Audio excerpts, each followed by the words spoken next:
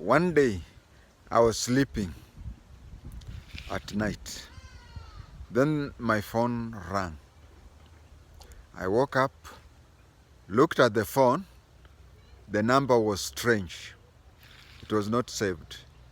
So I took the phone, and then the person on the other end asked me, wewe ndio unasimamia watchmen wanachunga Witches Court, Madaraka Estate? I said yes. Then he said, ngoja kidogo, ongea na askari yako. In those milliseconds, my mind went running. I was asking myself a lot of questions.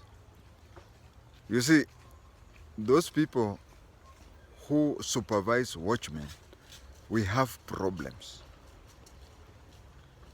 Imagine getting a phone call past midnight. I later found out it was around 3 a.m. Then somebody calls you and tells you, bona askari yako hayuko kazini. You see, you have advised the watchman to be on duty,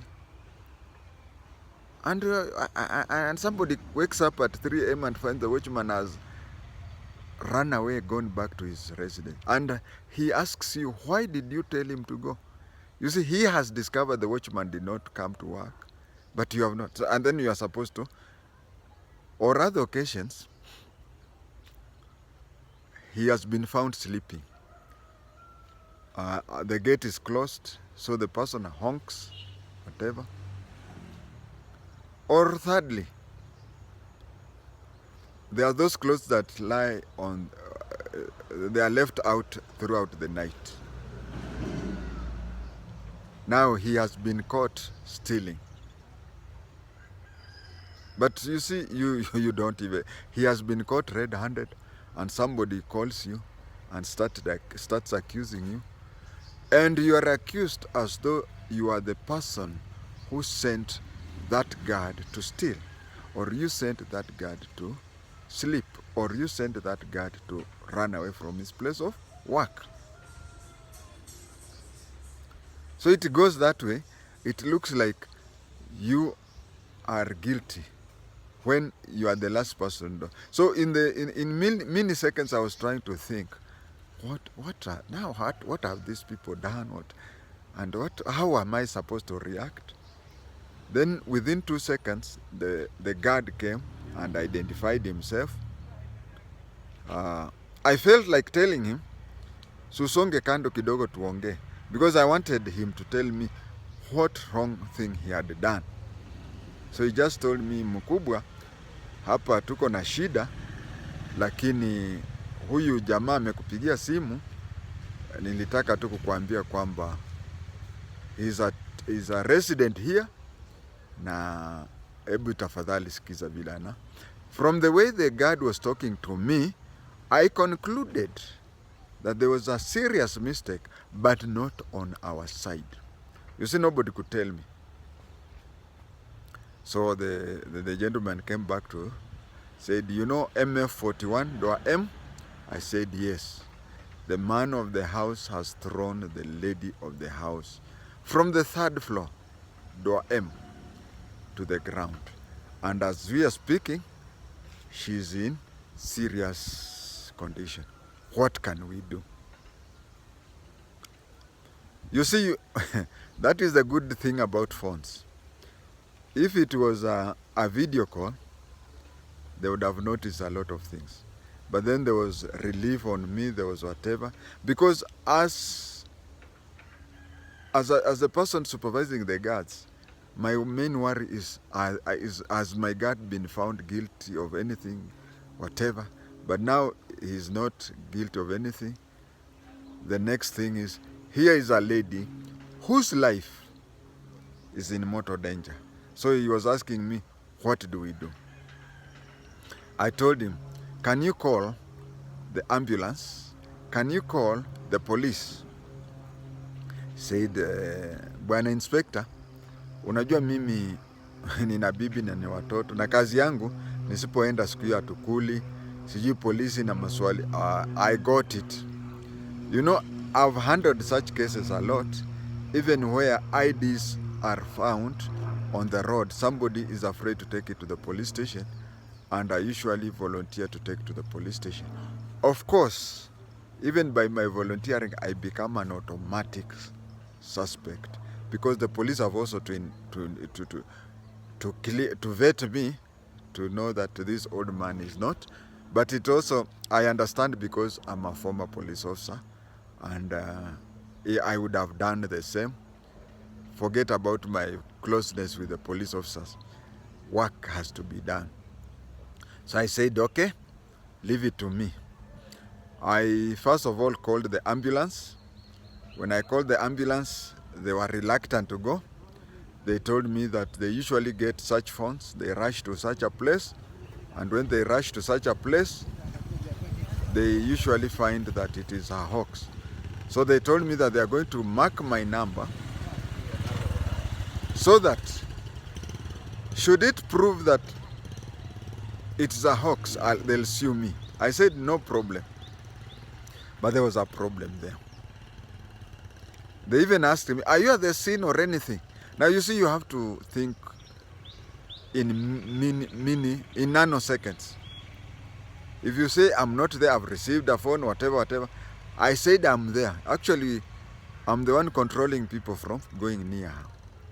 I have received a phone call. I have treated it as gospel truth. Now I am going to talk to the ambulance people.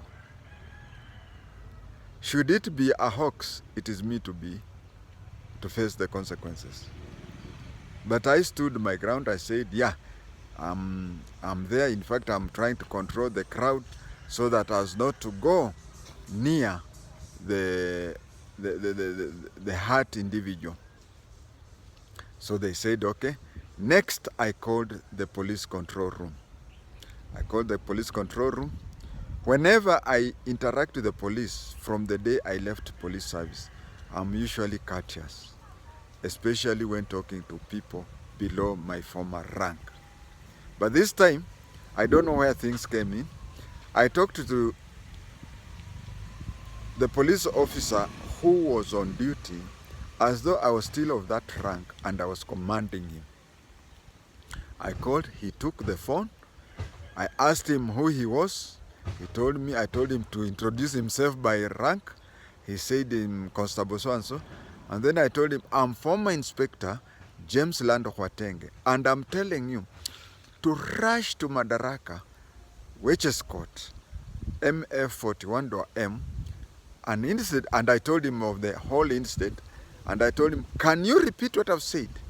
He repeated. I said, can you do that immediately without any hesitation? And he answered me, yes, sir. That thing is very rare in the police. In the police, even if you are an OCPD, a constable will rarely call you sir. But in the army, anybody who has not reached the rank you have reached, even when you have left service, unless you are dishonorably discharged, anybody of a lower rank would always call you, would forever call you sir. And then I picked my phone, called again that number from Madaraka. I told the person, habari nzuri, the police are on their way and the ambulance is on the way. He told me, Bwana Inspector, have you forgotten about the police? They will start saying there is no fuel, they will start doing whatever, and this lady will die. Said, Said, give me 5 minutes. And then I picked up the phone and called the control. I told I addressed that constable, I can't recall his name. I said, officer,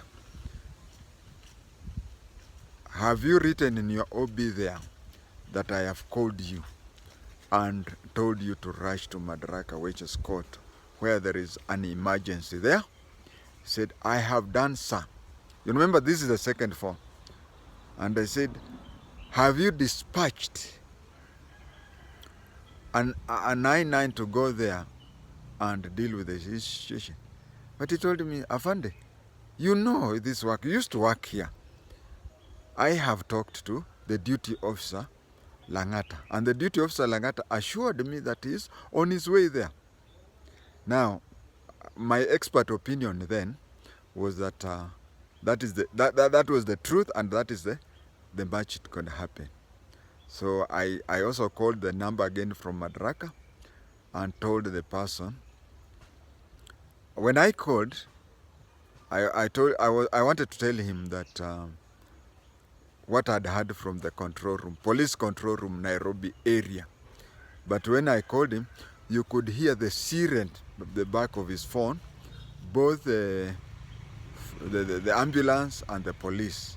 And when I called him, he told me, Bwana Inspector, hata hakuna haja ya kukujibu, si unasikia tu hata hiyo sauti. And then they were quick, they did what they did, and the lady was taken to the hospital. She was saved, but she didn't last long. She later died because of that fall. But when she was in the hospital, she insisted on seeing the guard that she was told that there was a guard who gave out the number of his boss, and so she wanted to see both of us. There was a problem there. The guard who called me was a different guard, and the guard who went and presented himself to her as if he's the one who rang me, and she gave him some money for thanking him. And then there was the chairman of the court, HS court. I remember his name was Benson Wanyama, or Bernard Wanyama. Ben wanted to take credit for what happened. He went and saw the lady. He talked out to the lady about how he struggled to have the police and what. And when the things started coming out, Benson Wanyama had to chase us out of that place, because the truth was coming out that he is not the one who organized for her rescue. It is unfortunate that before I went to visit her in the hospital, because my feeling was that she gets out of the hospital and goes back home, then I visit her in her home, but she never left the hospital alive. She died. At times,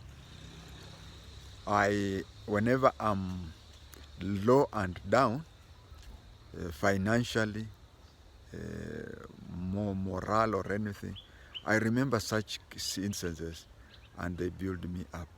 They make me feel that God placed me, Hallelujah, God placed me at the right place and the right situation. Even though the lady later died, but her life was saved because of the little participation that I did. Thank you.